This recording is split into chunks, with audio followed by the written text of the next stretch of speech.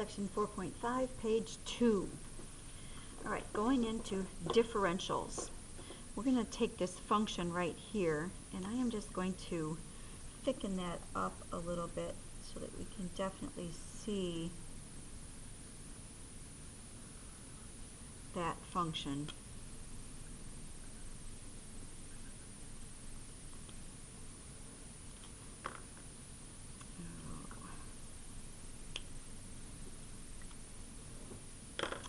All right, we have some point P. Let's put it right here at some point P. And let's choose some other point way down here, call it Q.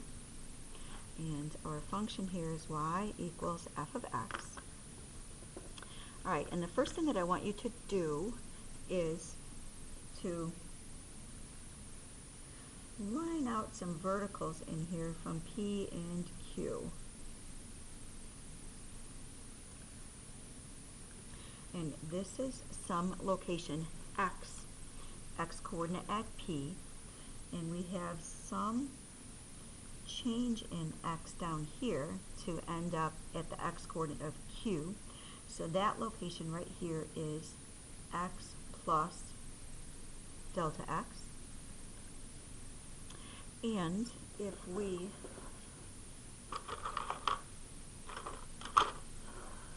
take a straight edge here and line over horizontally from P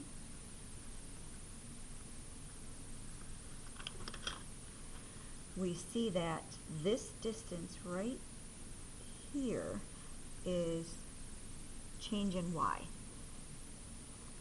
That is the change in y values off of the function.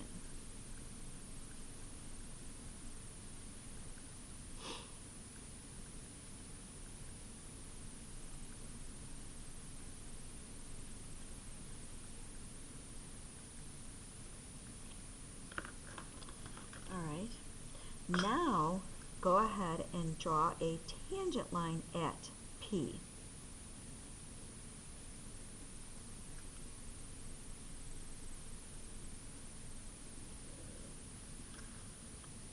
Here's the tangent at P. All right, now, if we follow on this same width, going from x to x plus delta x, and we look at the change in the y values following the tangent line. Change in y values following this tangent line right here, it's going to be this little bit right in here.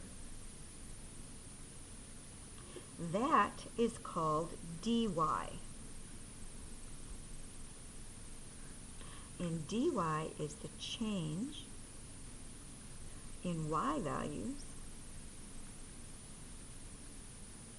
off the tangent.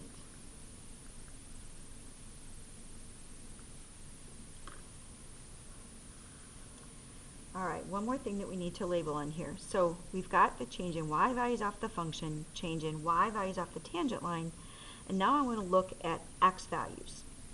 From this spot to this one, change in x values, if we follow the function, that's delta x. If we follow the tangent line, change in y values from the here to here, change in x values on that same width, but follow the tangent line, those x values change the same amount, so dx is the same thing as delta x. All right, I do want to come down here to the bottom and fill this part in first. What a differential in x is, what a differential in y, delta x, delta y. Delta x, delta y, these are things that you know already. Delta x is the change in x values off of the function.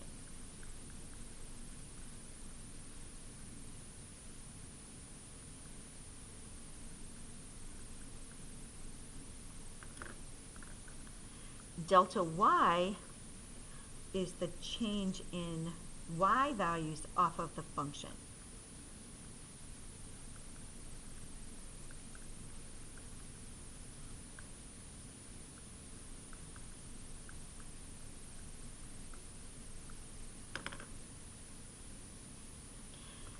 a differential in y, notation is dy, and that is the change in y values off of the tangent.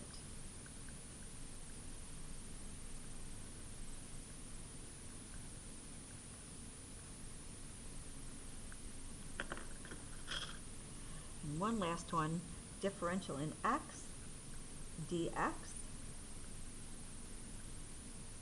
That's the change in x values off the tangent line.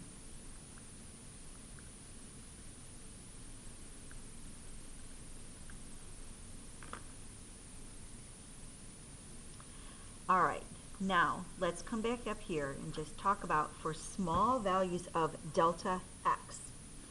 Thus, you know from ages ago that the slope of the tangent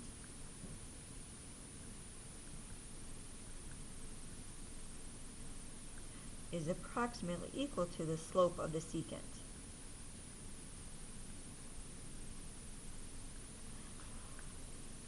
All right, well, we don't have a secant up there, but we can put a secant in pretty darn quickly. There's that secant. All right, slope of the tangent is expressed by f prime of x, and that's approximately equal to the slope of the secant, which we know is change in y over change in x. We can multiply both sides by this change in x, so we will have f prime of x. Change in x is approximately equal to change in y. Okay, now from up here, we do know that delta x is the same thing as dx. So I can change this, f prime of x times dx is approximately equal to delta y. All right, come over to the side over here for a minute. We're going to leave this alone.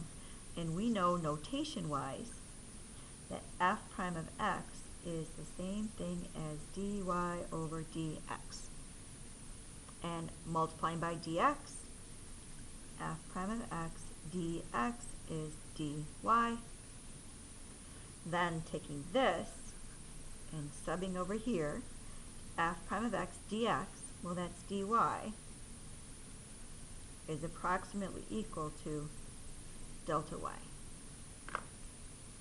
All right, all this mess over here that I just took you through, all that does is it algebraically demonstrates that the change in y values off of the tangent line is approximately equal to the change in y values off of the function for small values of delta x.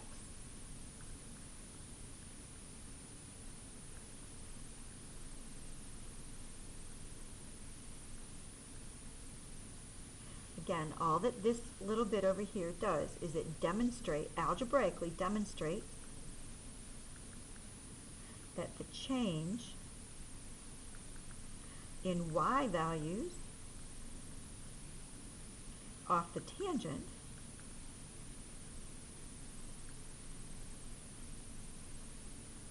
change in y values is approximately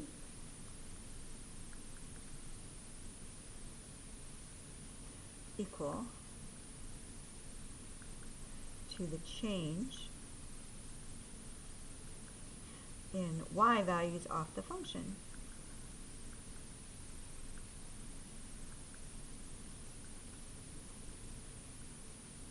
But we knew that from the graph.